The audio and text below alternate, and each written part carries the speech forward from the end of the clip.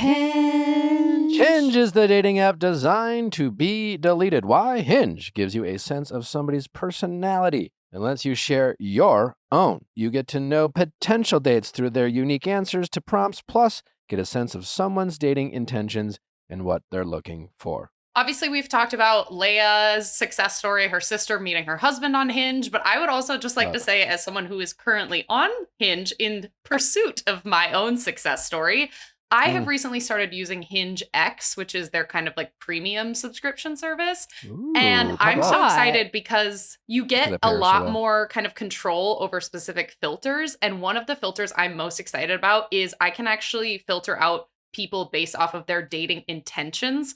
We always talk about dating with intentions. I'm trying to find someone looking for like a long-term relationship or a life partner. So being able to filter out the people who are maybe looking for something more casual, I'm just very optimistic about having a much like more specific group of people who might be right for me. I love that for you. Love, love, love, love. So if you are dating like Allie, then you got to go ahead and check out Hinge and Hinge X because it is truly the app designed to be deleted. And we love a good prompt. We love a good conversation starter. Enough of the you, what's up, hey, yo, start to conversations because that's lame. No, let's take advantage of these wonderfully thought out prompts and get those conversations started so you can meet someone and delete the app. On Hinge, there are no rules, timers, or games. If you're feeling inspired, give Hinge a try. Download Hinge today and find someone worth deleting the app for. You're crazy.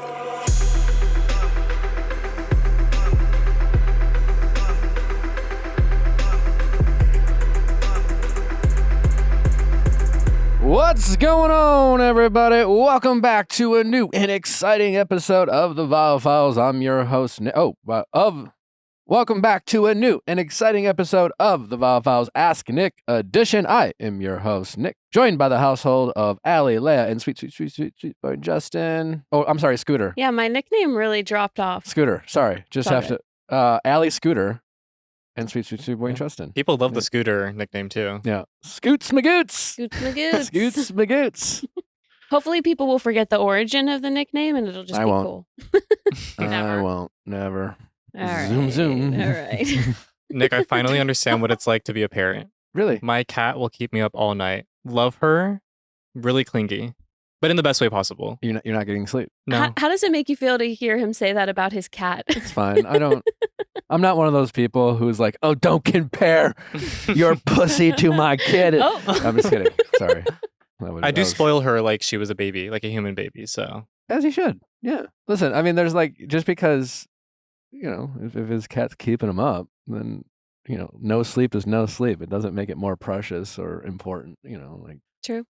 yeah. But I'm happy that you are enjoying your cat. Yeah, you're enjoying your cat? No, I am. Yeah. She's sweet. She just Most stares. people get cats so they don't have to do a lot of work. Yeah, but they're more work than people think. Okay. Or at least I'm trying to live up to be Allie. This is what I text her. I was like, Allie and Kiki are my goals where I want to bring the cat everywhere with me. So we're working up to that. I am allergic to cats, though. I am too. She doesn't shed that much. Is she a very short-haired cat? Yeah. Okay. I'm less allergic to those cats. I'll bring you an Allegra. A Benadryl. Anyways, we got a great episode for you today. Also, just as a reminder, if you haven't listened to our episode with Joey and Kelsey that dropped last Thursday, go back and listen to that because I don't know what the fuck you're missing. Maybe the most interesting interview that Joey and Kelsey, for that matter, have ever given. Finally, the people Absolutely. actually felt like they got to talk to humans rather than like two people on a reality TV show. Who would have thought? Anyways, we also have the one and only Daisy this week on Going Deeper, another opportunity to actually get to know these people outside of the structure that is The Bachelor. And tomorrow, a groundbreaking episode of Reality Recap. Woo, it's going to be fun. It's a big week, as always, here at the Viall File household. Apparently, the household has a game they want to play. They didn't want to tell me about it. Hope it lands.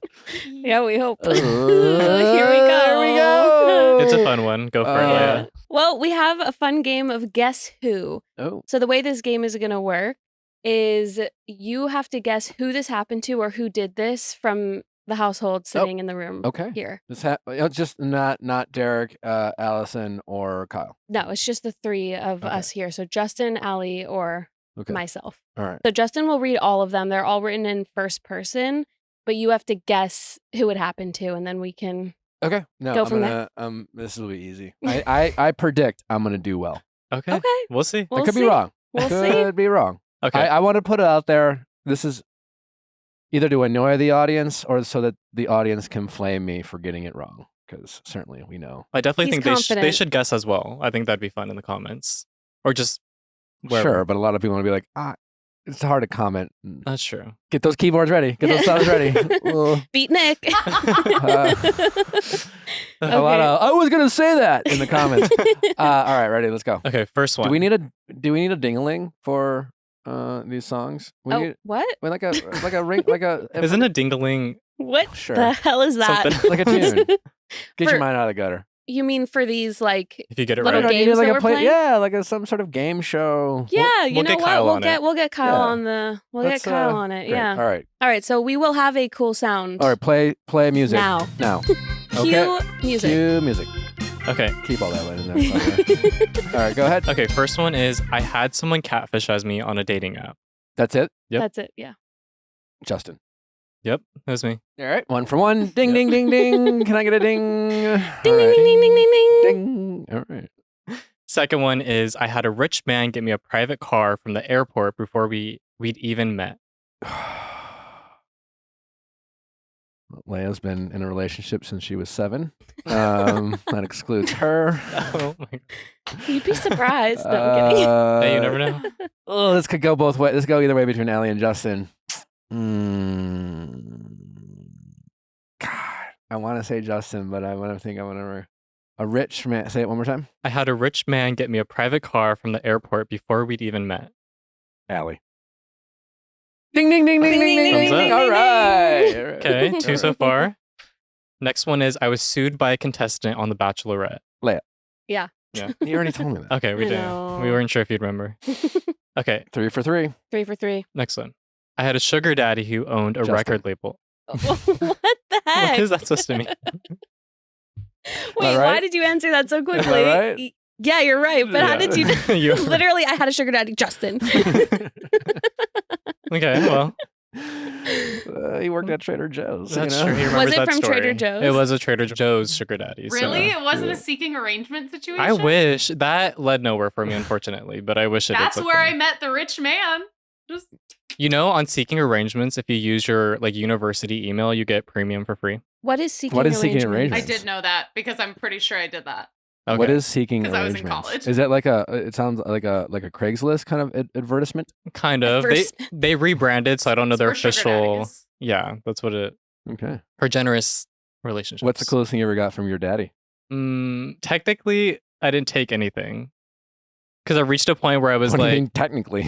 like I would go to the car to like get something, but when he would say like, "Okay, come to my apartment," that's where I was like, "Okay, no, I'm good. I So don't what need did he it." give you out of his car? Okay, the funnest thing that he gave me, for me, it's fun, was a CD with music he's produced because he wouldn't trust me. He didn't think I knew who he was. I background searched him. I knew who he was. He was a somebody? He owned a record label, but he didn't trust me, so he gave me a CD. How old were you? Like 22. Okay. So this was very recent. So It a was year ago. recent, yeah. He made sure that I was 21.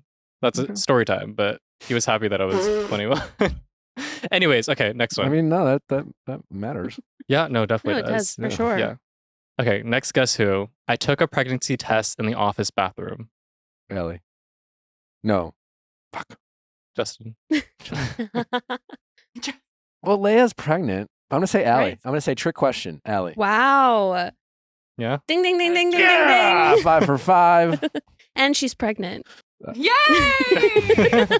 You Surprise. guys are really testing my like world's best boss challenge. That would be funny. All right, ready? Okay, next one. I had a networking coffee with someone who thought it was a date. What? How do you know this immediately? You're a networker. She is, I mean, yeah. that's true. Okay. Yeah. I know my staff. I may not know where you went to college or your resumes, but You do that immediately. I know my staff. Okay. Final one for today. Like Ask Nick is essentially me getting good at just reading people's intuitions. That's and true. behaviors, and Yeah. He's good at what he does. So next time we'll call in with one of these stories and they're you'll give gonna us think advice. this is all staged. Because you're getting each I one haven't right. gotten You anything haven't wrong. gotten one wrong. I got one So wrong. at least get We the have to next make one these wrong. harder. Okay. The next This one you one- have to get wrong. Yeah, this one doesn't give much away. Like, It could be anybody. So the next one is I couldn't open the Tesla door on a first date. That is tough. And it is LA, so everybody has a Tesla. It's not Leia.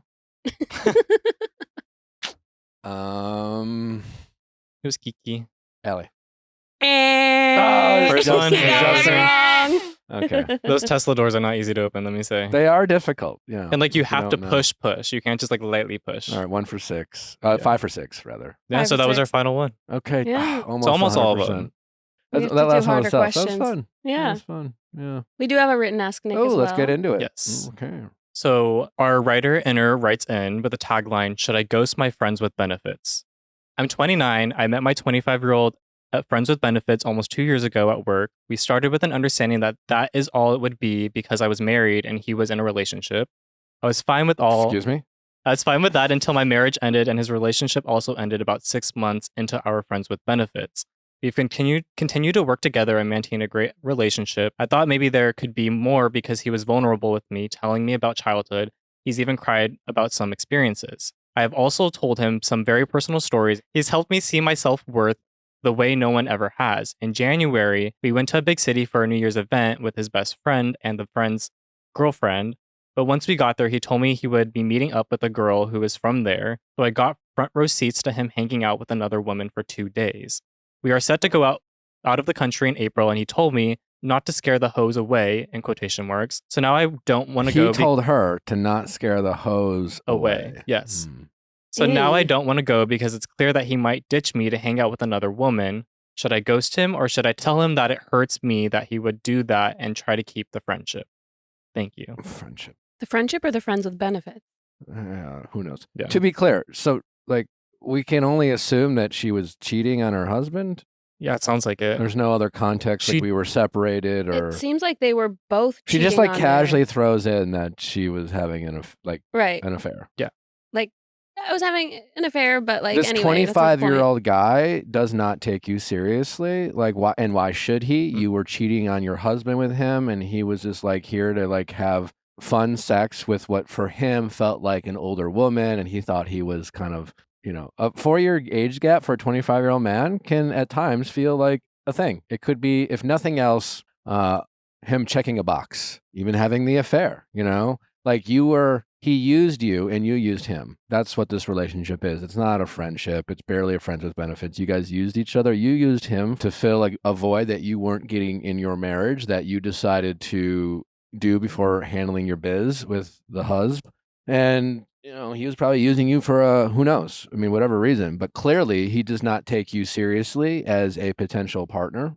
Ghost? Yeah, sure. I mean, I don't know there's nothing to save here. I don't know if you need to ghost him. I think you could try to be mature and say, I think this ran its course and, maybe this wasn't the best situation for both of us.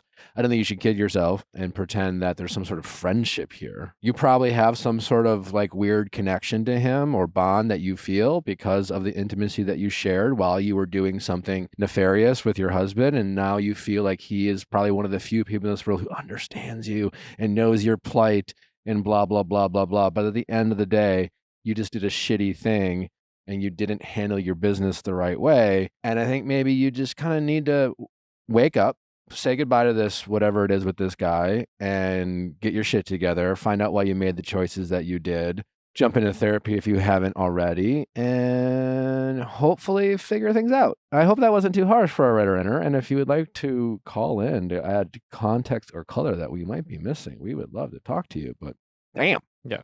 She probably shouldn't go on the trip for sure. Yeah, she's probably paying for him. Maybe. Like, why? Imagine the guts that it would take to say someone who's like hooking up with her, going on a country. He's just, you're a side piece. He doesn't take you seriously. And clearly she hasn't actually communicated any real feelings. She's just one of those people who's just like hoping that this person will turn into something and hasn't really communicated anything. But he's just like, you're just the older woman who cheated on her husband with me. I don't owe her. He doesn't think he owes you anything. And he probably doesn't take you seriously. So you don't think she should mention anything to him about how it's hurting her? You think she should just I think move she's on? hurting herself with her choices. I don't think Mhm. this is all on him. I think she used him, Mhm. and I think he used her. this guy clearly sounds immature. He's 25. He's probably in his fuckboy era. Like, yeah, she can say it. I don't know what it's going to really do, and it's not on him. She is hurting herself with her choices. She is making choices that aren't putting her in good situations, and it's a woman, yeah? Yeah. Okay. I think it's important to note, too, that he was in a relationship when they started their friends with benefits Sure. as well. Yeah. Yeah. Also a cheater, but I don't know the context of that relationship or how serious it was or what's going on. Sounds like she was married, and maybe she told her, and who knows? Who really knows? Yeah. But yeah. It sounds like it was going on for 2 years. I don't think anything's going to come from her bringing it to his attention. If she can do it. I don't know what it's going to do. Yeah. And what's your opinion on friends with benefits in general? I mean, it has an expiration date. Mm-hmm. A friends with benefit usually means it's two people who are bad communicators who don't want to acknowledge the truth and they, hey, I'm bored, I'm lonely, let's like hook up. One person usually has more feelings than they're willing to acknowledge. The other, it's like the Tom's, Schwartz and Joe. It's like.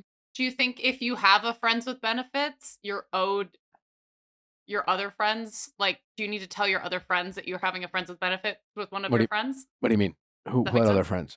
No, it doesn't make sense. Like, if you have a friends with benefits, but it's someone from your friend group, do you owe an explanation or do you even need to tell anybody else in your friend group? Allie, did this happen to you? Why? I don't like. Maybe. I don't. What? Sounds like she wants to share something. Do you have to? No, because I mean, I don't. It's like the am I the asshole situation? Because I'm like, I don't think I am, because I feel like you can keep your own hookup history or whatever you've done. Well, again, that's assuming that both of people really think it's a true friends with benefits situation, which almost never happens, and that's also assuming that you guys can not act weird. Like, you shouldn't have to pretend to act differently, So eventually, it's just if it's how tight is the friend group? How weird are you going to have to act around each other? That's what my biggest thing is with. The friend group isn't tight. I hadn't seen these people in years, both of them. The guy that I hooked up with, another guy that was in the group, and the third guy. The group is just you and two dudes? Well, no, they were in like the same friend group that was just guys. So what this group is made up of what? You and who?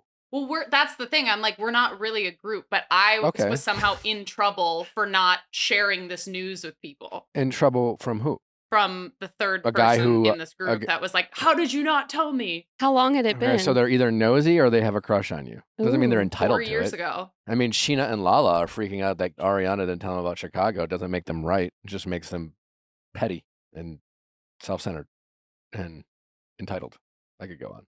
Yeah. Yeah, Allie, maybe he has a crush on you. Oh, boy. Everyone is entitled to their feelings. It doesn't mean everyone's feelings are right or everyone thinks their feelings are more important than, why didn't you tell me? Well, because I'm speaking because I didn't want you to know. That's a feeling you had. And their feeling was, you should tell me.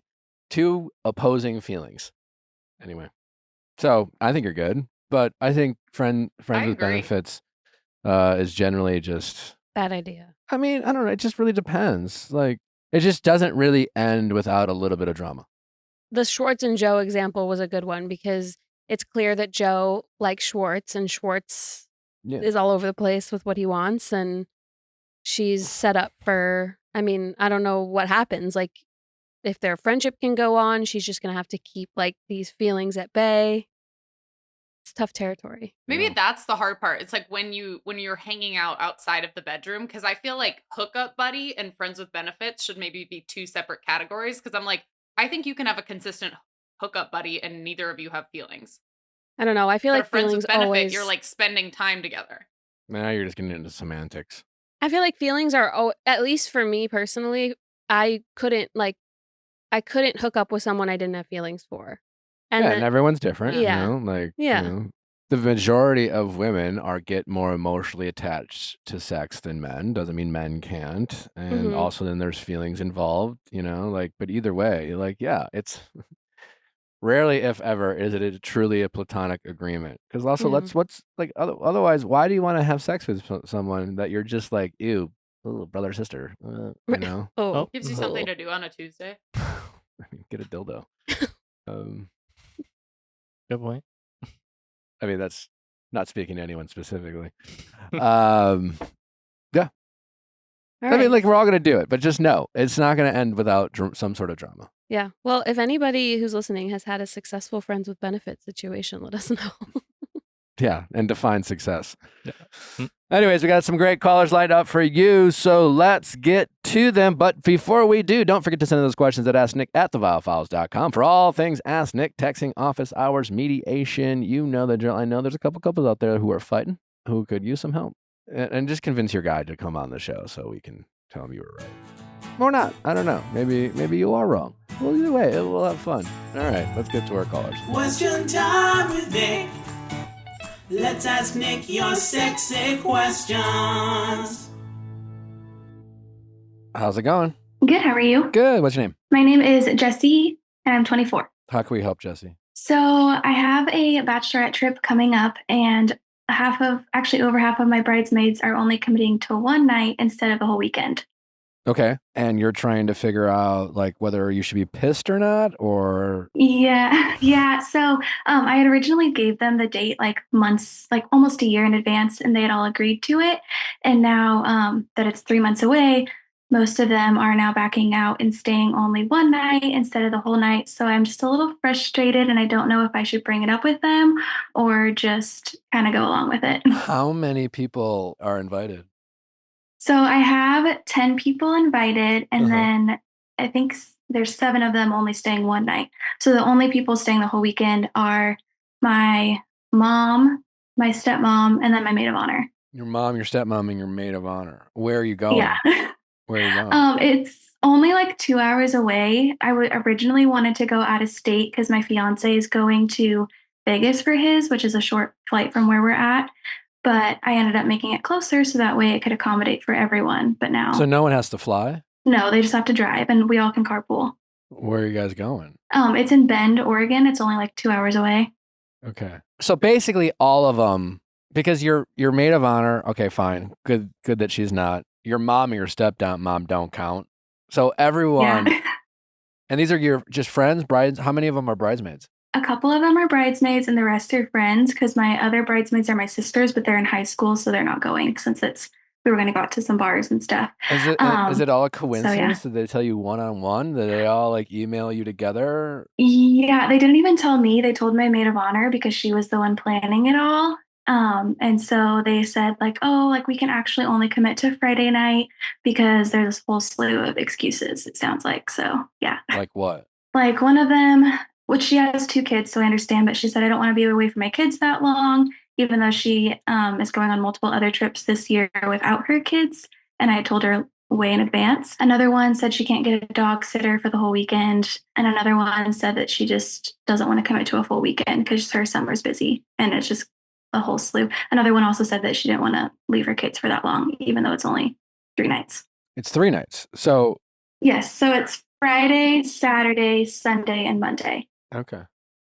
That's Sunday's Well, actually, we tougher. go home Monday. Yeah. Which I even told them, I said, it's fine if you have to go home Sunday, but they only want to stay Friday. How much out of pocket has this costed you? So that's another kind of frustrating thing is like my maid of honor had found a like Airbnb that could accommodate all 10 of us and tried to put a deposit down. And then she did. And then people decided to obviously only want to stay one night. So they don't want to pay the full price, even though in her message, she sent them like, we can help accommodate financial wise. Like, this is how much we're thinking. It's only like, I think it was like $200 per person for the weekend. And so they all said like financials weren't an issue. This is tricky. Yeah. Yeah. Which I don't want to be like a bridezilla and be like, you can't stay the whole weekend, but it's just frustrating because I went to all of their things and I've spent literally thousands of dollars. Like one of them was in Arizona and I had to spend like $500 for the weekend and flights and everything else. How close are you with your maid of honor? I'm actually really close with her, but the thing is That's a that weird she question. also just, yeah, she also just had a baby like 2 weeks ago. And so I don't want to put things on her because she's obviously going through a lot That's right a bummer now. So because that's the direction I was going because like no one wants to beg or ask people to show up for your thing. Yeah. You know? And so this is kind of a job for the maid of honor to shame your friends into stepping up because it sucks for you. You don't want to be killing up. Like, I went to yours, I spent this. But if it's coming from her to say, hey, listen, like, didn't she come to yours? Like, come on, I get you don't want to be away from your kids, but can't you do 2 nights? Like, you're really putting us in a bind here. Imagining how everyone's bailed on her. Everyone. Mhm.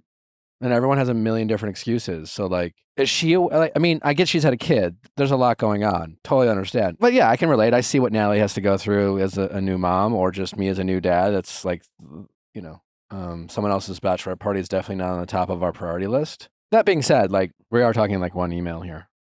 I mean, what conversations about this have you had with the maid of honor, if any? Yeah, so she just messaged me and was like, I'm really sorry, but like we might have to find a different house and try to figure out some different things to do since only like basically me and her and then And mom's. because she has a kid, is that on you to do, or is she willing to do that? She said she's willing to do that, and she'd planned most of this before she had the baby anyways, because she was preparing. She was trying to get most of it out of the way. And so now we're just kind of at a standstill trying to figure out. What's her comfort level with confrontation? I don't think she's super confrontational. She's very, like, I think similar to me, like passive. Like we've obviously like discussed our frustrations with it to each other. Well, I can tell you what, a group think, text to the 7 that says something like, hey guys, just want to reach out. You don't want to reach out without Jesse on this chat, but like you all bailed, like, and you really put us in a bind. I have a kid. She's obviously, her feelings are hurt. She showed up for many of your bachelorette parties. She spent, you know, more than we're asking. Like, totally understand some of the other things going on, but like, you know, I think it would really mean a lot to her if you guys could at least, you know, do the 2 nights. And because if not, new mom over here has to rearrange all this other stuff and blah, blah, blah, blah, blah, blah, blah. You know what I'm saying? And like, well, I know she's busy. That seems like a hell of a lot less work than replanning the whole bachelorette trip. And if I were you, I would start with that. I would suggest that she sends a group text to the group without you in it, and guilts them into stepping up.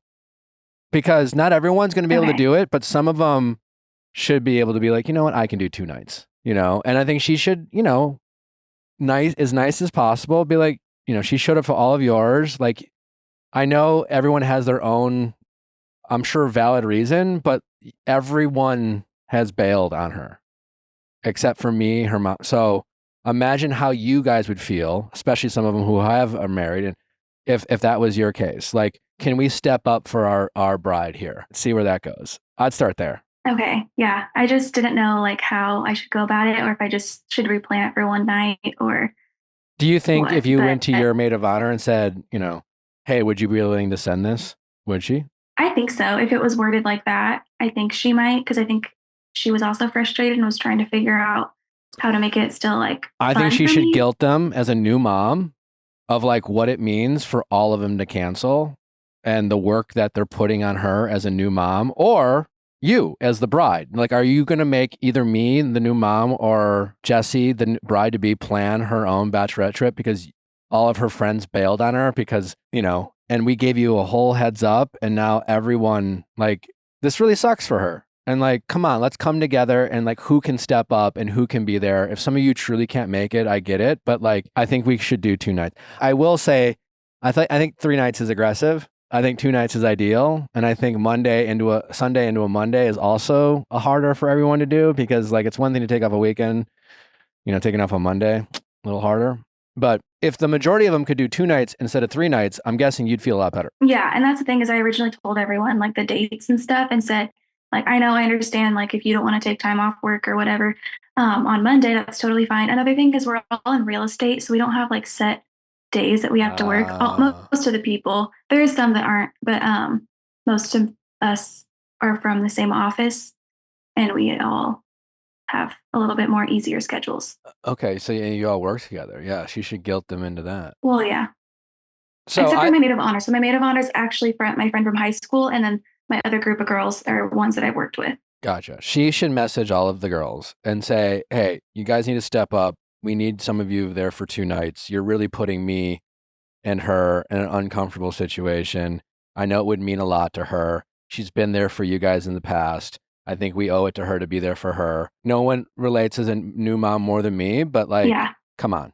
Because it is, Yeah, definitely. it's kind of a bummer. And you know, the hope is that this is just an unfortunate coincidence, and they all have their own individual excuses, not realizing. Are they all aware that everyone bailed on you? Yeah, it was in a group chat that my maid of honor had sent out. What'd that say? It was just like saying like, "Hey, I'm getting ready to start making plans and everything. Like, this is what I think we're gonna do these days. We already booked the Airbnb since you guys had agreed to this price and where we're gonna go." And that's when they all kind of started saying like, "Oh, like I'm actually gonna only come Friday," and then it just kind of trickled down like multiple people like throughout the week. Are you in that Like chat? it wasn't just all on like, no, I'm not. I Okay. wasn't aware of it until like a week later. So yeah, she needs to respond to that chat and be like, "Hey y'all, I don't know if y'all realize, but everyone has made an excuse and is bailed on and only committed to one night. And now I'm in a really tough spot. Like I just had a kid a couple weeks ago, and obviously, like, are you like again, like I just said, try to have her put it into perspective, and she needs to like encourage them to reconsider and guilt them into, hopefully coming." Okay, yeah, I Which think that she sucks would that be you have willing to to feel do that it. way anyways, because you want people to be excited, and I'm sorry you Yeah. have to go through that. To me, this is more about like not making your maid of honor who just had a kid have to like replan it, or you, the bride, have to plan her own bachelorette party. Yeah, and that's the thing is my stepmom and mom, and then my mother, soon to be mother-in-law, all said they would step in and help too. But I just feel bad because it's more of like the bachelorette party is supposed to do with your girls and How your close friends are and you stuff with these too. But girls?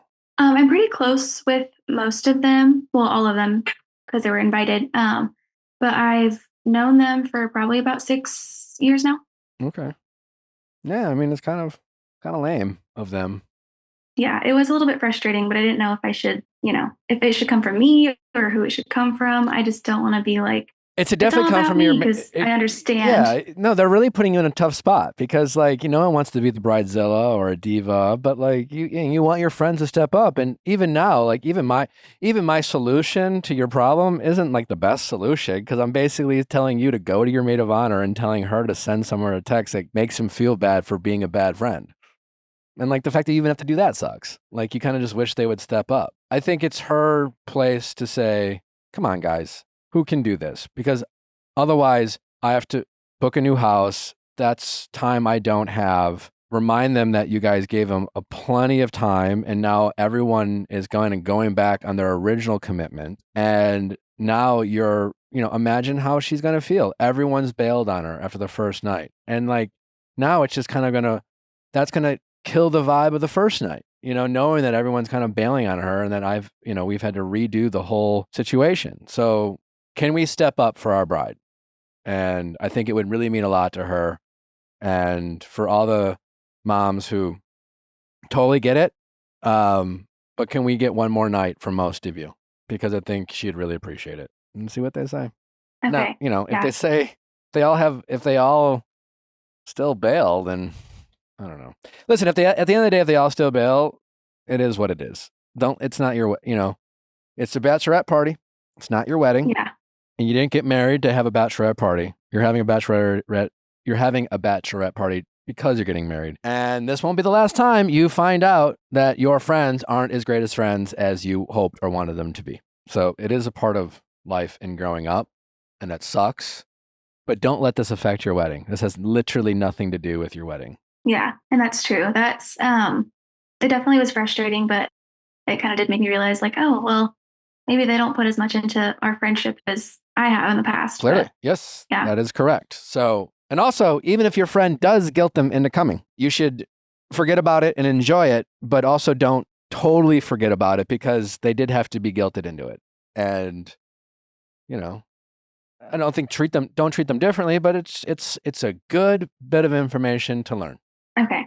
Yeah. It definitely is kind of a learning point because I am only 24. And so I went from high school friends to now work friends. And it's just trying to figure out like who my, core people are. And I know that will change as I Exactly. grow. And that's the thing. You're only 24. So how many of these women again are your bridesmaids? 2 of them that are my bridesmaids that aren't coming. And then my maid of honor who is coming. And then my other bridesmaids are my sisters who aren't coming because they're too young. When you say 2 of them they're not coming at all or only coming for the first day? Well, they're only coming for the first day. Yeah. And I think on a separate note, your maid of honor needs to go to the bridesmaids and be like, you two really need to step up, and I could use your help in making sure other people come. Okay. Yeah. You know, Yeah.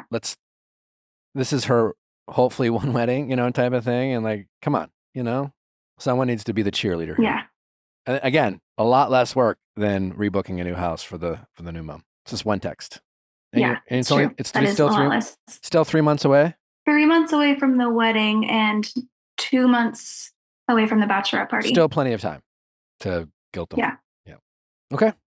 Well, sorry you have to go through it. The big takeaway is this is not your wedding, has nothing to do with your wedding. And, if you're trying to put a silver lining, this was a very fast way in finding out who how loyal and committed your friends are.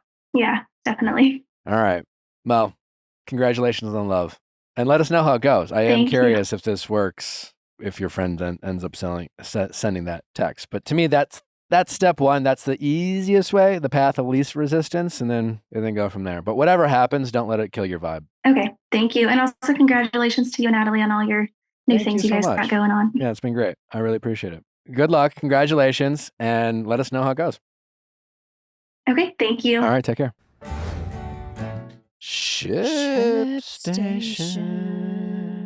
Hey, all you business owners out there who are sending your products to your customers, you got to be using ShipStation. If you're not, then truly you are wasting money. ShipStation is helping companies save up to 89% off UPS, DSL, Express, and UPS rates. And if you are shipping your products to your customers, then you know that your shipping costs are some of the most expensive costs to running your business. So why not find incredible savings in that space? In addition to the savings, you can get incredible insights into your orders to offer your customers better information and better customer service. Their easy-to-use dashboards makes ordering, smooth labeling, and reporting and customer service easier than ever before. Over 130,000 companies have grown their e-commerce business with ShipStation, and 98% of the companies that stick with ShipStation for a year become customers for life. ShipStation is the innovative tool that helps turn your shipping challenge into opportunities for growth. Go to ShipStation.com and use code VIALLFILES. That's VIALLFILES to sign up for a free 60-day trial. That's ShipStation.com,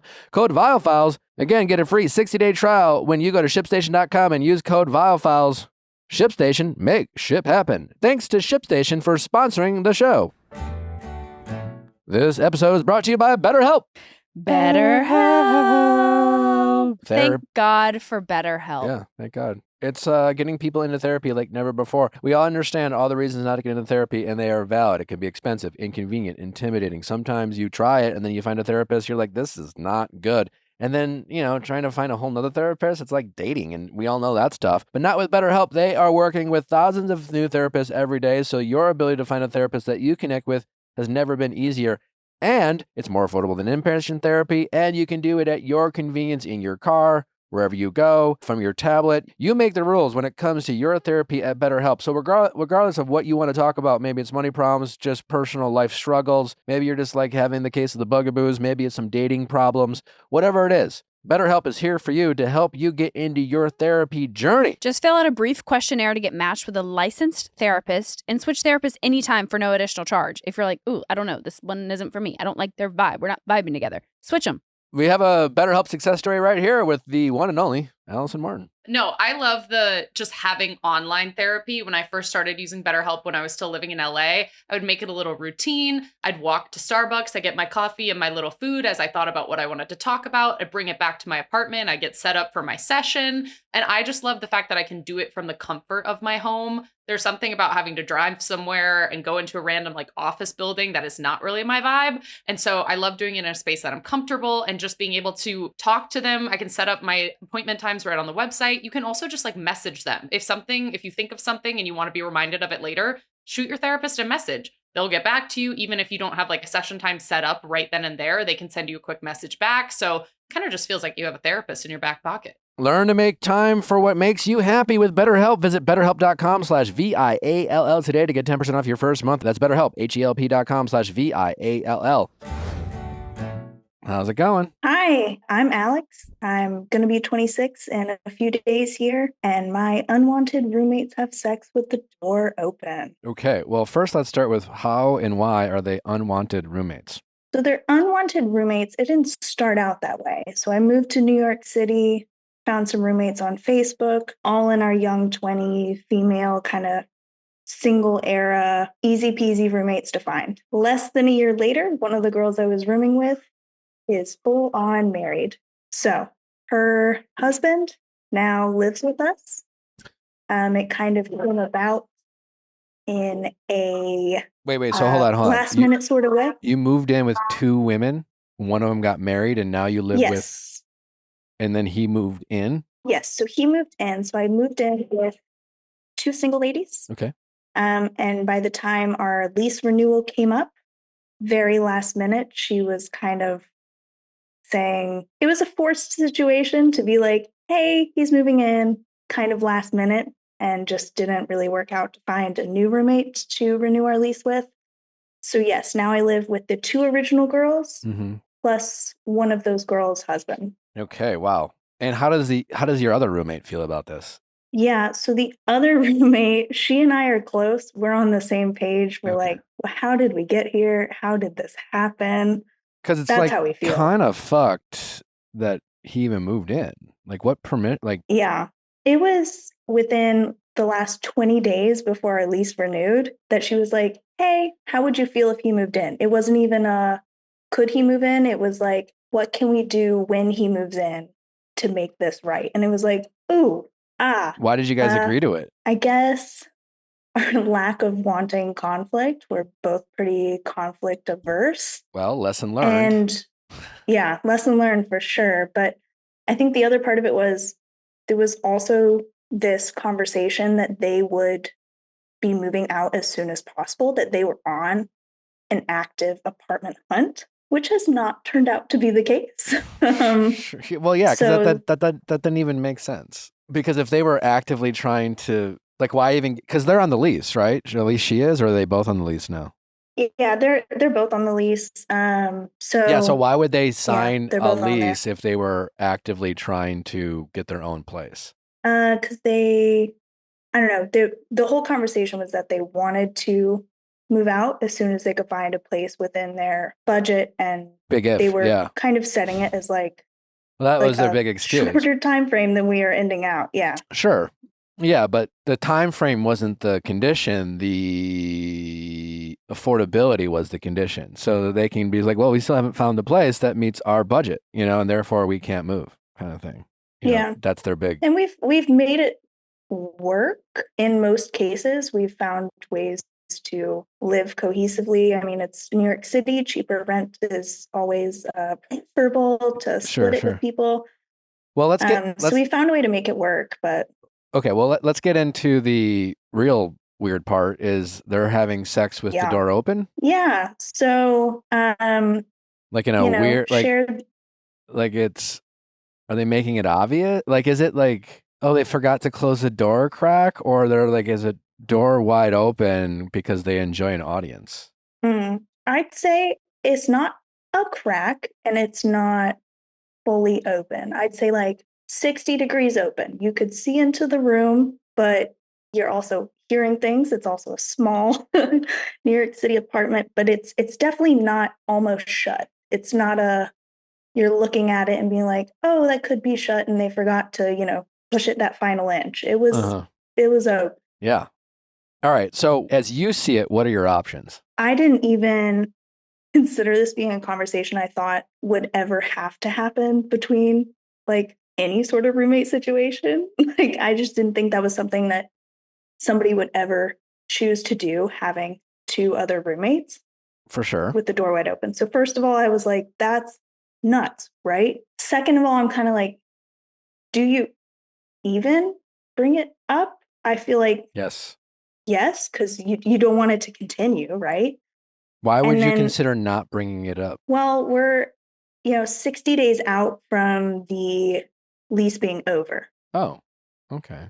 So it's not a long term, like we're stuck in this for forever kind of situation. It's towards the last little bit, but also that would still be like 60 days of them having sex with the door open, and nobody wants that. So Correct. I guess my main question was like, how do you enter in that conversation? I feel like once I was in it with them and talking, like it would be fine. But that first starter sentence, I just don't even know how to form that, because this is such a situation that was like outside of my How old are you again? realm of what I thought people would do. How old are you again? About to be 26. Okay. You're not that young anymore. I mean, you're still young. Yeah. But this is a learning experience, you know? And the fact that you're 60 days out from your release coming up, yeah, the main issue is going to solve itself in 60 days. So that's good news for you. So I don't think there's any point in like having some sort of major confrontation, asking them to leave. If it was 10 months away, then my recommendation would be different. But 60 days away, like whatever, just write it out. You've done this shit for 10 months already. So what's two more? On the leaving the door open, like what's clear to me after talking to you is you definitely are afraid of confrontation to the point where you either are choosing to be naive or you're just pretending. Listen, what you've learned is that not everyone's you, and you can't assume people are going to act a certain way. What's weird to you might not be weird to someone else. And if you're going to continue to have roommates, or eventually, are you in a relationship? I'm not. Okay, well, no. Eventually you will be. And when you meet that person, there's going to be weird. You're going to learn things about them, and it might be awkward. You're going to have to get better at just like sitting people down and having some awkward conversations. But this isn't that difficult. Like what they're doing is inappropriate. It makes you uncomfortable. It's a lot. It's just like, hey guys, can you please? Have you ever asked them to close the door? No, it's been like a recent development. Like this did not happen for the entirety of this situation. It's been like recently in the past, like. Have you ever tried closing the door? It would be a pulling the door shut situation. I feel like if I could push it, I could do it. I feel like pulling it shut. I don't know why that gives me the heebie-jeebies more, but it does. Close your eyes, grab the doorknob. You need to work through this whole like fear of confrontation and the heebie-jeebies if you're going to continue to have roommates. And quite honestly, again, if you continue to enter into any type of interpersonal relationships, you're going to have to get better at speaking up for the things that make you uncomfortable, because this won't be the last time you are involved with people on some level where, people aren't necessarily considerate to your personal space or boundaries. And if you don't speak up, people aren't going to go out of their way to make sure that you're always feeling comfortable. Sadly, a lot of people, you'll continue to find out people aren't super considerate about other people. So I think you should challenge yourself to say something or do something. The mature thing to do, you cannot close the door. The mature thing to do, you and your roommate get on the same page, whether it's your roommate with your other roommate or not, and say, hey guys, can you just please start closing the door? It's just a little uncomfortable for us to like literally see you guys like hooking up or having sex, however you want to say it. It should be an easy ask. The fact that it's a recent development tells me that like they're kind of doing this on purpose, potentially. Yeah, it's kind of that's kind of what I feared. I don't really. Do they think they're trying to hope that you want to join them or something? Is there like there's some weird sexual? Has he hit on either of you or been weird around you guys? No, they're very religious and together. That is not. I think it's a carelessness or a carelessness. They don't give a crap about us kind of situation. I don't think it's a asked to join in any way. Okay, well, good to know. I think it's a we don't give a crap about you guys, which is also makes me worry about if I bring it up, will they just not even care? No, they might not, but that's not a reason not to bring something up. Yeah. I think you're never going to bring something up. This is about you setting and enforcing a boundary. If you ever listen to the show, obviously we harp that. Yeah. And part of the reason their willingness to do this is the fact that you guys don't even have the guts to close the door or say something. They know they're getting away with it. It's not an accident on some level. And maybe they just don't care, but they're not considerate, and you're not going to say anything, and they know that, so they're kind of like, fuck it. This is an opportunity for you. I need you to see that as an opportunity, because you're right. The problem all eventually is going to solve itself. Like, if you want to avoid confrontation and you want to convince yourself, oh, I've sucked it up for this long, I can suck it up for 2 more months, whatever. You can totally do that. That is an option. But I don't think you're putting yourself in a weird, like, other than slightly uncomfortable, you need to speak up. You have a problem speaking up with stuff like this. If I were in this situation, I would be like, what the fuck? I would shut the door. I would make a kind of a little bit of a scene, and I would be like, you guys are ridiculous. Please shut the fucking door. I don't want to see you guys hooking up. It's gross. You don't have to make it a thing. You can be super polite, but you really need to say something, and you can do it. I don't think this is as scary as it feels. I think you're just kind of psyching nothing bad's going to happen. The worst thing that can happen is they dismiss you and don't listen to you. And if that's the case, just shut the door. You don't have to see it. You don't have to look. Yeah, that's true. Just grab the door and pull it. And if they're pricks about it, if they're pricks about it, then they're going to be pricks about it. You still only have 60 days left. This shouldn't be a hard thing for you to do. And it is. Yeah, it's definitely, and I feel like with stuff that's more like common, like kitchen usage at midnight, we've had like a whole conversation of like, hey, don't make pork chops late at night. I have to wake up early for my job. Like, we've had conversations in the past that have been confrontational, and I've felt better about going into those because it seems okay. Well, I don't know why it seems lower stakes, but this one, not that this is high stakes, but it seems like just like there's more of a barrier of like starting that conversation, be like, why would you even do that? Because they're weird. I don't know. But this is literally the same as pork chops at night. It is. So how do you do it? You do it the same way. And the thing is, you don't even have to make it as big deal about the pork chops. You know, it'd be like, it is, because you're right, it is weird. It's so out of pocket that you could be like, guys, shut the door, please. You don't have to have some big sit down. It can start there. We don't want to see you. It's uncomfortable. It's weird enough that we have to hear you, but hey, it is what it is. But can you like please shut the door? It's gross. Right. Yeah. I guess I took the heightened weirdness level as like it needed to be a bigger conversation. No. But I guess that's like no where I need to switch it to like it's the same, no matter how weird, it's the same level of like, hey, just quit that. Yeah, because ultimately what it is whether it's pork chops at the middle of the night or fucking with your door open, it is them being inconsiderate of the fact that they have roommates and only thinking about their immediate needs and not how their actions make other people feel in their own personal space. That's the thing about having roommates, is that you all have to recognize is this is everyone's home. And everyone has a right to feel comfortable in their own home. And right now, their actions are making you two feel uncomfortable. And you both have the right to feel comfortable. You have the right not to constantly smell pork chops at 1 a.m. when you have to wake up at 6. And that can make you feel uncomfortable in your own home, which is why you had to have that conversation.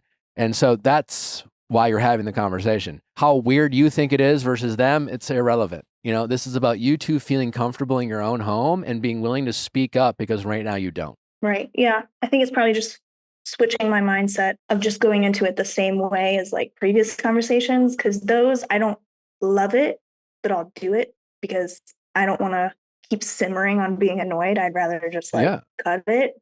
So I guess I just need to flip my mindset to be like, it's the same. Don't worry about it. Just I think you really need to challenge yourself. So out of pocket. Get it out of your head about what you're confronting, because it really is irrelevant. And I think you need to challenge yourself to say something, because you could just close the door and not say anything and see how they respond. And you could keep closing the door and you could wait for them to say, why are you closing our door? Which I don't even know if they would, but you could just keep closing the door, and that'd be option 1. And you'd be entitled to do that. But that'd still be you kind of not actually speaking up for yourself. Right now, you are living in an environment that doesn't feel like your own house, that makes you feel uncomfortable rather than comfortable. And you should be able to speak up about that. It won't be the last time you face something like that. And you should get really good at that in general, because you have the right to feel safe and comfortable in your home. And everything takes practice, just like, you know, confronting people. But it's not going to kill you. Might feel a little uncomfortable in the moment, but I'm willing to bet, you know, even the last time you brought up the pork chop thing, you know, I'm sure it might be a little awkward, but when it was all said and done, aren't you glad you did it? Oh yeah. And like I said, like that, didn't love it, but did it. It was like no harm, no foul. Didn't really take like this. I guess I wasn't thinking about it this much. Do you think you think the way to go is just to say it straight up, matter of fact? Hey, here's what's happening with that? Or do you think there's like there's no ask. A different way or better way to do it? I need you guys to close the door. It makes us feel uncomfortable. And I don't know if you realize it or not, but like, please close the door. How would she feel if you left, not that you would, but like, let's say you decided to always change or walk around the house naked with her husband living there? These two, how would she feel? It's your house. You have the right to do it. What's the fucking difference? And if you decided to prance around naked while her husband was like playing video games when she's not there, how would she feel? Oh, she would be raging. Yeah. Yeah. So, you don't have to bring that analogy up. The assumption is they're not going to fight back. They're not going to push back. They're either not caring or just doing it to fuck with you guys, but hopefully just being inconsiderate. But simply just, hey guys, I need you to close the door. It's really making us feel uncomfortable. And I know you guys don't want us to make us feel uncomfortable. So can you please just be respectful and close the door? If they push back, then you can say, well, what what I'm asking here is pretty fucking normal. How would you feel if we started walking around naked? That makes sense. But and while you might not enjoy doing it, you will feel good that you did it after when it's done. Yeah. I feel like I just, once I reframe it, it'll be fine. It'll be normal. But like, I don't know. Yeah. Like you said, it's the same conversation, just different context. Totally. Yeah. This is more of about, and this is an opportunity for you. And this is practice for the future. Because like I said, you could definitely ride this out for 60 days. But it would be a missed opportunity of you practicing standing up for yourself to ensure that you can keep your personal space safe and comfortable for yourself. And this won't be the last time you will have to be faced with this, or, it won't be the last time you will be faced with this. Yeah, totally. All right. Well, we absolutely please need an update of how you address this. Because we are I'll definitely update you guys. We are dying to know like what they have to say for themselves. Yeah, I'm kind of curious to figure out if they'll like realize like, oh, sorry, we just weren't even thinking, or whether they will be like stubborn turds about it. But I guess, only way to find out is when after they hook up and you guys are like in the living room, do they not hear you guys? Do they not walk out and go, oops, sorry? Like what's going on after they hook up and the door's open? Oh, there are no cares in the world. So the roommate that I get along with shares a wall with them. And there have been conversations like just about hearing it. Sure. And what do they say? They kind of said like, at first, sorry, but then like a day or so later, they were like, well, we should be comfortable in our own space too. And we don't want to walk on eggshells. And it's like, okay. But also, we don't want to walk on eggshells. Yeah.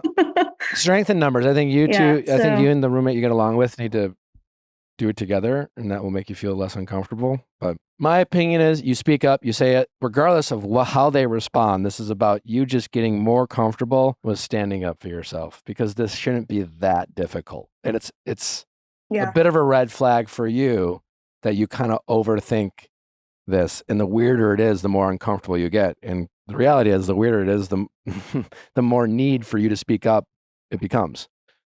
So this is an opportunity for you. Yep.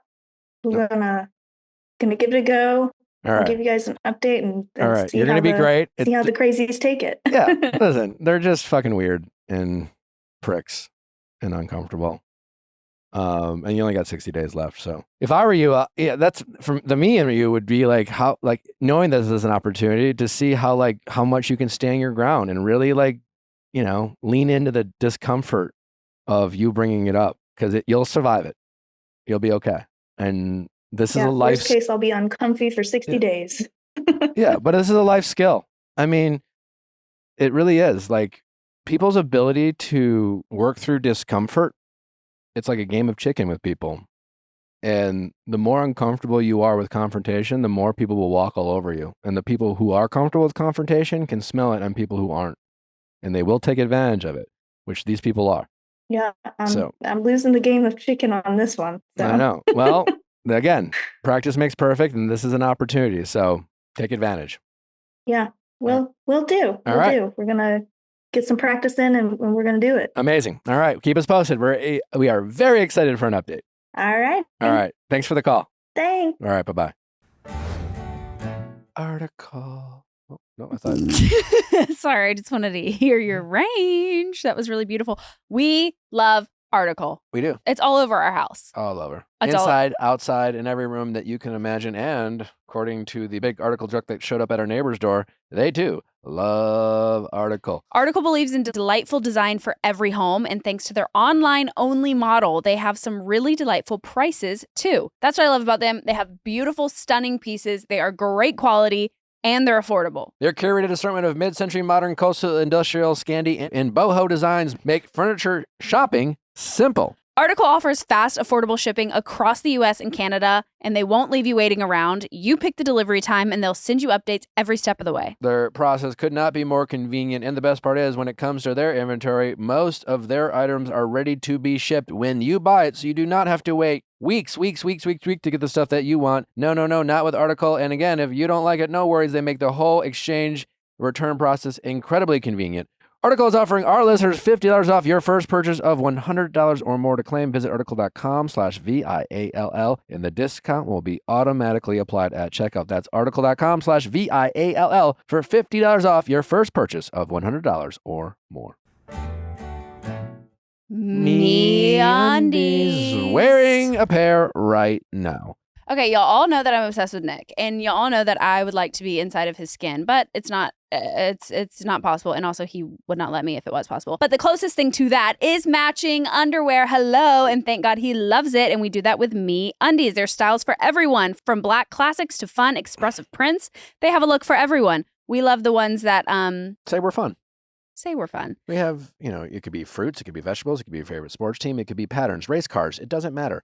Chances are they got something for everyone. But they also come in sizes extra small to 4XL, so they're guaranteeing a flattering cut for every body. Also, we know you'll love them, but if you don't and you're not happy with your first pair of undies, it is on MeUndies. MeUndies. Yeah, well, not on that? MeUndies, but on MeUndies. You don't have to return them. They'll just give you your money back. Boom. Can't beat that. You know why they're giving that to you? Because they're freaking awesome, and you're gonna love them. And they know you're not gonna return them.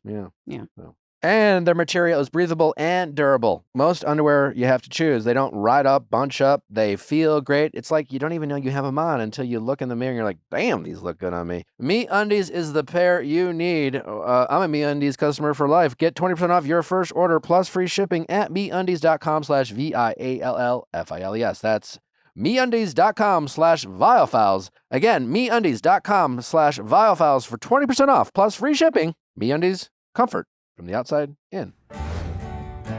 How's it going? Hi, I'm Gwen. I'm 24, and the boy I'm dating won't touch me. Okay, wow. How long you been dating? Okay, so we're not officially dating. We've been on 10 dates. I can run through the timeline of all of the dates up until now, because this is what is holding me back from taking the next step. Does he want to call you his girlfriend or something? We haven't really talked about that, but it's getting to the point where we've been on 10 dates. It's kind of all right, something has to give. We're going to be in a relationship or we're not. This is the point where it's okay, how many dates do you go on before you're officially dating? Do you know what I mean? Well, in 2024, sadly, there's probably no number, and people are very non-committal and avoid confrontation and conversation. And so, yeah, without conversation, it could go on forever, That's fair. Okay. Well, we've had the conversation of this is where we would like it to go. Okay. If that also helps. It's just, we're not there yet. I'm at the point where I kind of decided as what I want to do, but I just have literally asked everybody in my friends and family what to do in this situation, because it's really holding me back from telling him I like him, telling him my feelings, and just taking that next step, because he just literally won't touch me, hug, kiss, nothing. We've literally made out twice, and we've been on 10 dates, and they've been okay, do you want me to run through the whole progression timeline? Sure. Okay. So we were talking, blah, blah, blah. We go on a few dates. We're at date 3 or 4. He hasn't made a move. Date 3 and 4, we're both in private. So he came over my house. I cooked him dinner. We hung out all night. Nothing. And same, we went to his house, the exact same thing. We hung out. I made the first move to kiss him. And then by the next date, we were alone again. And I kind of just said, do I have to make all of the first moves here? Like, kind of what's the deal? I mean, we're 24 and 26, and it's just not what I'm used to, I guess. I'm very used to hookup culture, and like I've never had this problem where boys don't want to touch me. It's more that they don't want to date me. They love to touch me. Does that make sense? Sure.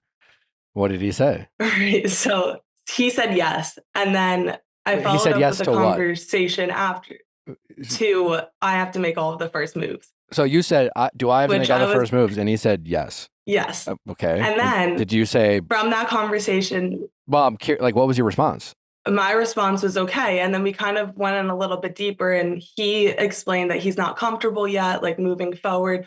Okay, great. Moving I forward responded to what? that with anything physical. So Did to you, that, did I you kind ask, of said, well, did you ask him to elaborate, or Well, why? Or is it like a religious thing? not is it, yet. Is it? No, I know that he's had sex before. We've made out at this point, but literally strictly made out, which is totally fine, whatever. But my response to that was, if I have to make all the first moves, I now know that you're not comfortable moving forward with anything physical. At this point, it was date 3 or 4. So it kind of puts me in a weird situation. You know, I don't want to drag him too far out of his comfort zone, but at some point, it just becomes going on dates with a friend. So that's kind of where I am now, where now we're at 10 dates. We've still not progressed. I just don't really know what to do, because at this point, I know that he really likes me. How do you know that? What do you, well, yeah, because he's told me that. Okay, fair enough.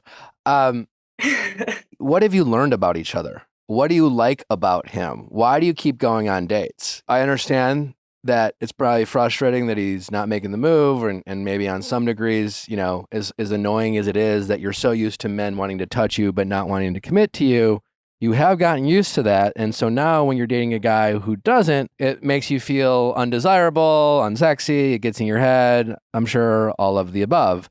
And my question to you is, at date 3 or 4, when you had this conversation, did going on more dates with him be more about getting to see if he finally makes the first move, or was it about actually getting to know him? You know, how has your connection grown? Because despite, you know, his lack of desire to be physical with you or intimate with you and how that might make you feel, it is an opportunity for you guys to strengthen and build an emotional connection so that if you do decide to hook up, you know, have no regrets. And I'm sure you've hooked up with men in the past where you regretted it. Yeah, definitely. Yeah. So, and to answer your question, the past few dates that we've been on, they've all been going out, activities, doing things that we like to do, dinners. So we're sitting and talking to each other. It's not like we're in these private situations, which to that degree, I understand. It's like he doesn't want to be like, oh, can I come to your apartment, or vice versa. But what I like about him, he's really ambitious. He's really sweet. He goes out of his way to see me and spend time with me, which I think is really nice. I mean, he gets me flowers. He shows me that he wants to be physically with me, spend time with me. Okay. But this is just important to me because I feel like I'm dating a friend. I have enough guy friends that I can go out to dinner with. Totally. So is he trying to hold are you guys holding hands? No, like literally nothing. And I just like, I've also. And is physical touch a love language of yours? No, but it is of his. We've taken the tests like with each other. Wait, what? Yeah, I know. It's not one of mine. Mine's what's acts of service and quality time. So well, how is physical touch one of thing. His? Right. That's the biggest question. Well, why aren't you asking him? I mean, I can make all the guesses in the world, but you have been on 10 dates with this guy. It is bothering you. And while it may not be a love language, I guess, of yours, like it's enough of a love language where when it doesn't happen at all, it makes you question your connection. And you don't feel connected to him because he's not even affectionate in any way physically. a handhold or whatever. And so it makes you feel like he doesn't see you in a way that you're building a friendship rather than a romantic connection. He's not romantic. Okay, let's outside of the physical aspect. Is he romantic with you at all? I mean, again, because friends like hanging out, friends like going to movies, friends like going to dinner, friends like catching up and having coffee. You can do. As a single guy, I had plenty of girlfriends where loved spending time with them. I loved their company. I loved reaching out. Hey, let's get together. Let's go for a walk. Let's go for a hike. Let's do this. Let's go roller skating. Let's whatever the fuck. But I wouldn't hold their hand. I wouldn't touch them. I wouldn't caress their back. I wouldn't be in any way, I was deliberately not doing that because of the nature of a man and a woman split, a straight man and a straight woman. I didn't want to blur any lines, cross any boundaries. I wanted to respect the friendship, and he's doing none of this. Right. And that's exactly how it feels. And that's why. So from his end, he's saying to me, he really likes me and blah, blah, blah. I'm not worried about him dating other people. He is a pilot, so he's away a lot. I can't say to him that I like him because he feels like a friend to me for the exact reasons that you said. I have friends that I do that with. So like going to dinner with someone doesn't make me like them. And I feel like maybe he could just not be opening up about something, but I've had more than one conversation with him about this. And so most recently, after our last date, which is like a week or two ago, I brought it up to him again because he was like, this is going well, right? And I basically said, yes, but this is really bothering me. What are your thoughts? And he basically imploded. I can show you the text, but it was literally him sending like 20 texts being like, I just have to send it. And I'm just come over on Friday. And I'm like, that's not what I want for you to like freak out about this. Wait. Yeah. What did he say? Bring up the text. So he texted me after the date. This is still going well, right? Like, I want to be sure. I said, yeah, I mean, I like how things have been going, but I don't want to lie and say, don't question that it hasn't progressed at all, like physically. He said, yeah, you're right. I know, but I will say I've definitely become 100% comfortable around you to start that given the opportunity. And I do live alone. So anytime you're here, it definitely will progress because I want those things too. I said, that's good. I'm glad you feel comfortable. In my head, it's just like you never invite me over or initiate anything touchy. And I also have an apartment where I live alone.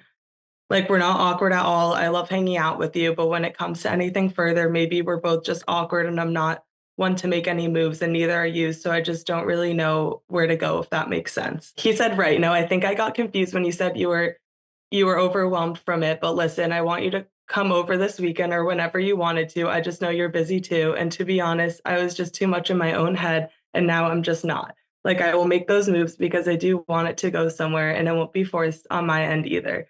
I said I could be in my own head too. I just feel like now it's a little forced. Do you know what I'm saying? Like, we shouldn't have to have these conversations, especially multiple times.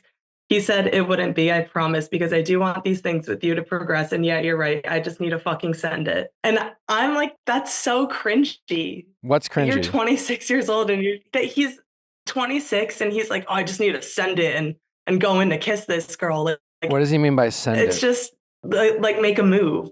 Okay. But the fact that you have to say that and then also like that we have to have these conversations so many times, it's really just cringy. And then it's starting to give me a little bit of the ick as far as like, why do we have to have these conversations so many times? Because these are relationships. I think it's kind of funny when, we have all these conversations about men need to open up, they need to be more emotional. And as soon as they do, it's like fucking ick, and we...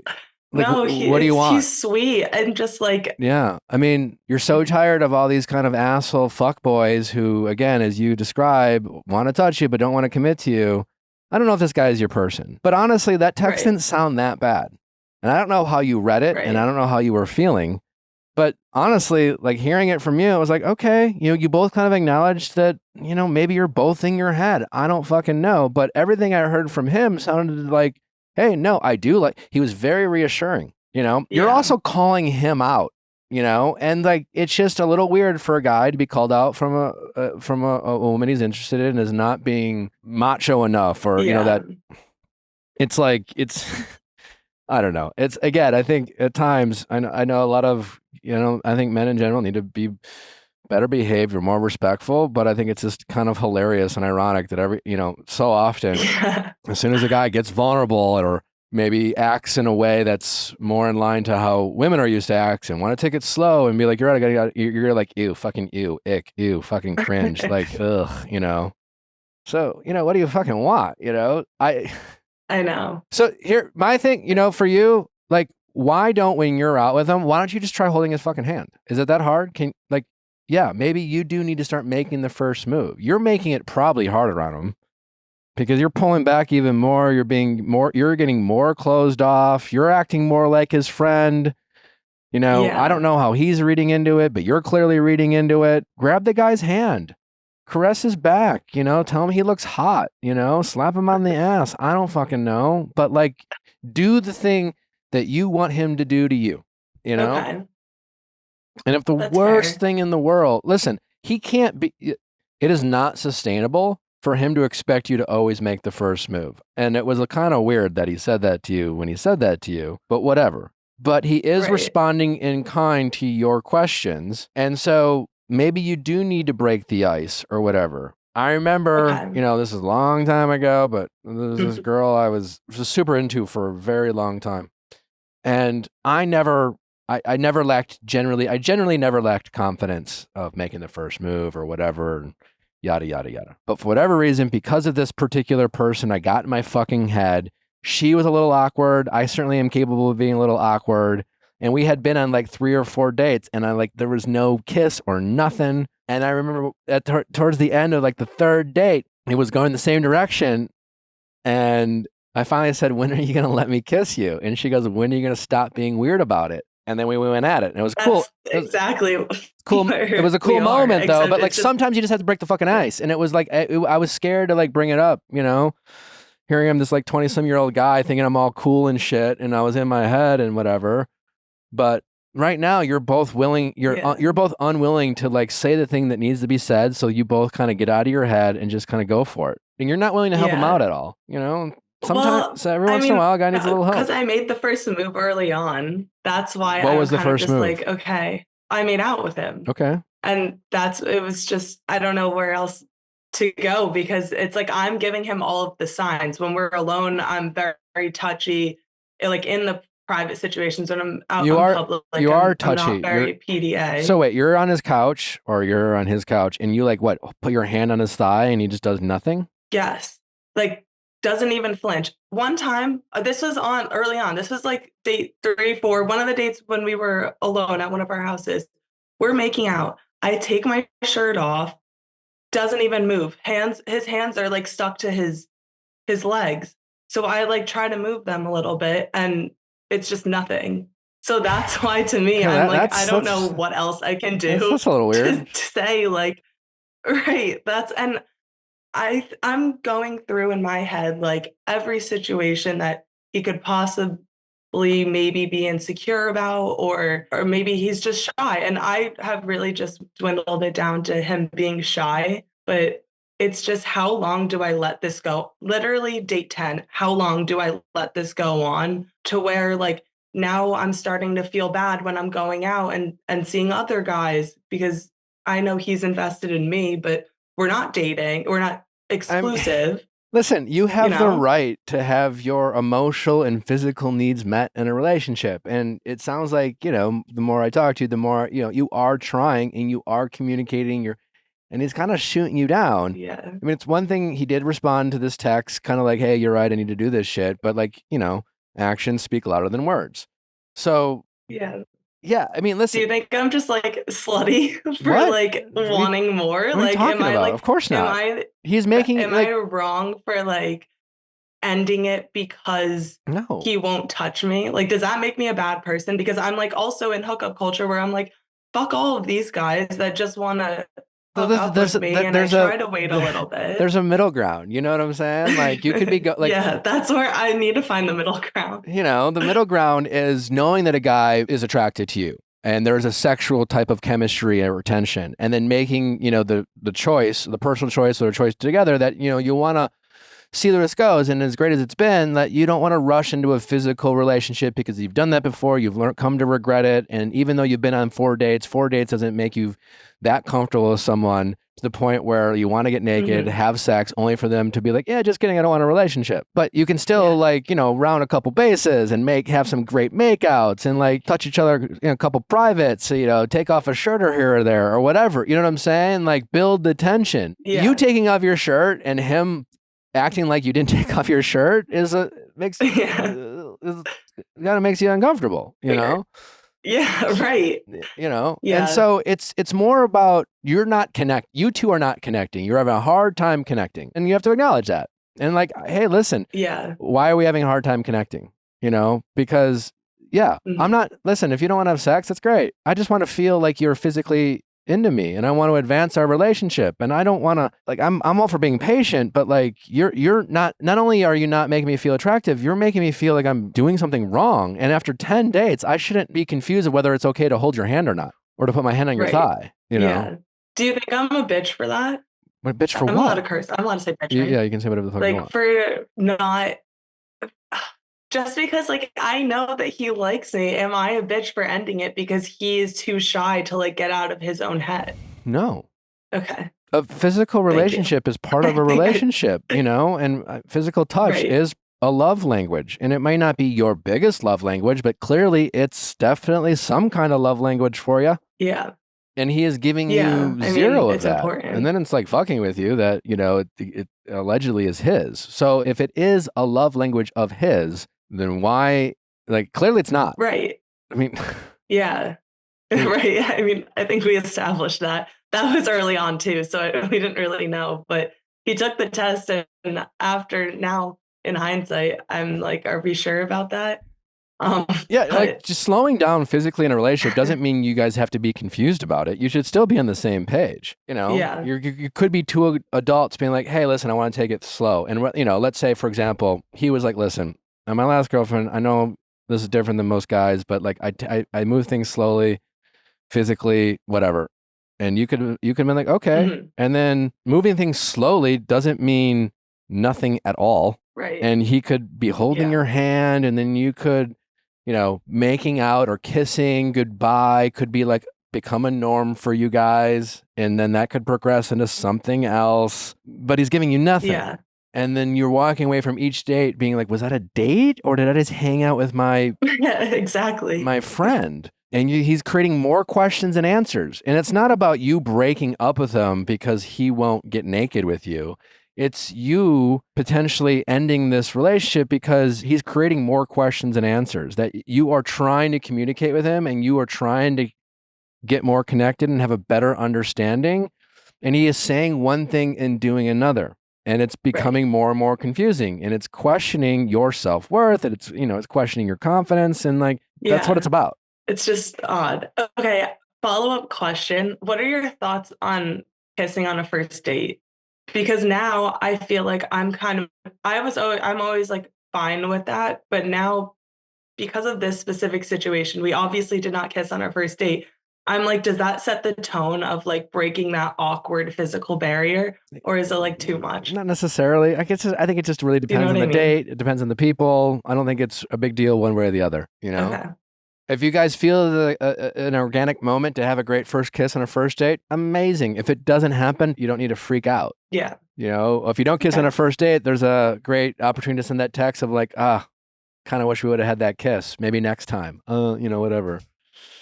Something to or then it drags on for 10 dates and then nothing happens. But you're clearly in your head about this guy in this relationship, and after 10 dates you shouldn't be getting more confused. You should be getting less confused, regardless of what the confusion's about. The point is it's going in the wrong direction.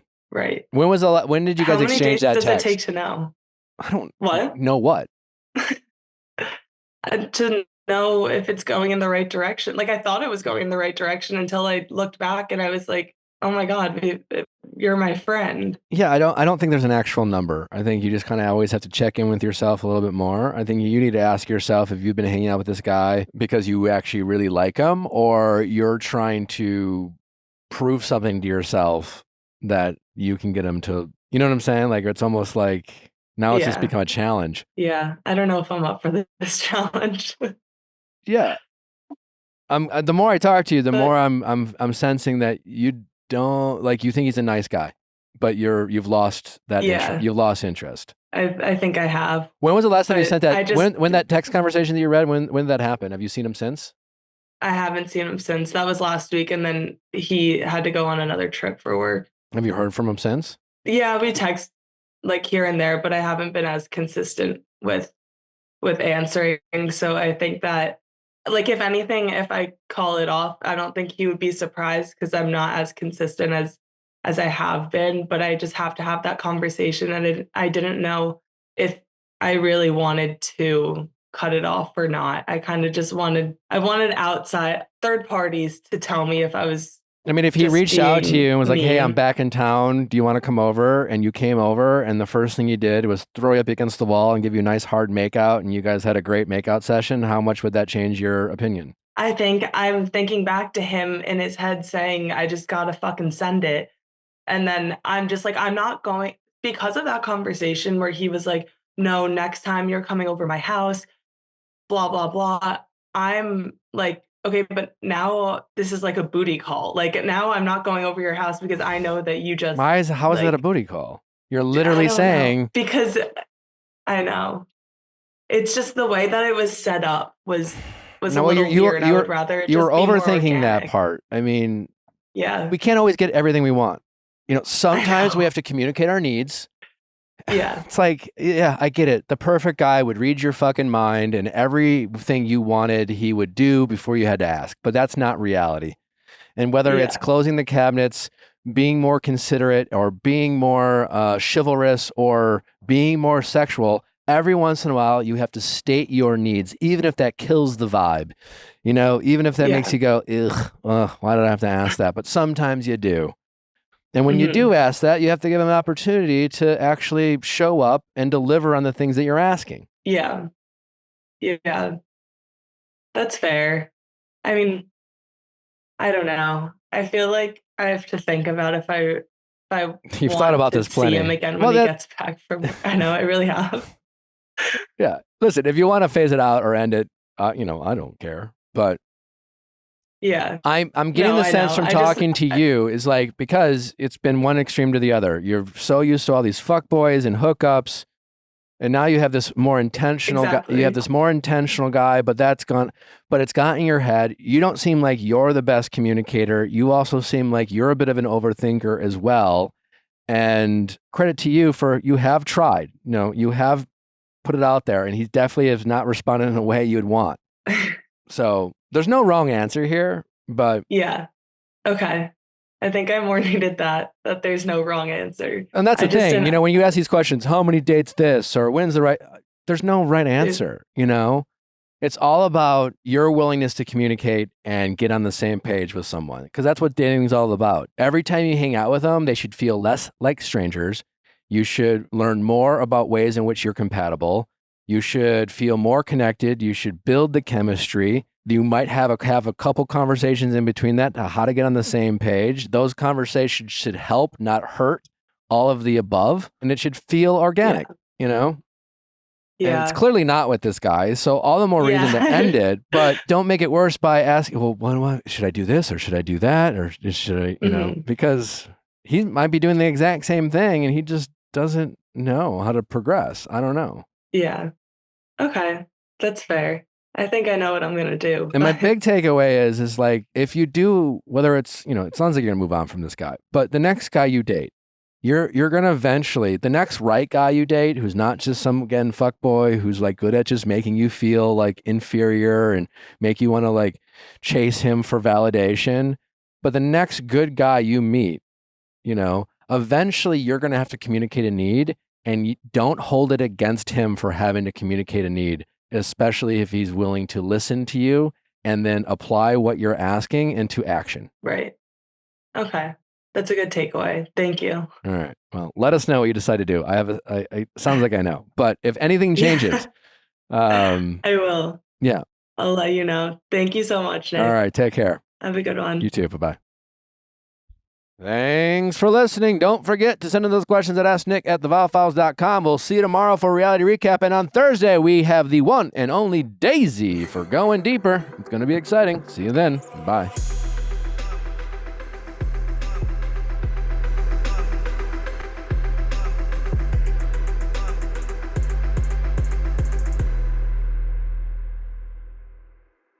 Hey guys, if you loved what you listened to, make sure you hit that subscribe button below. Thanks for listening. We'll see you next time.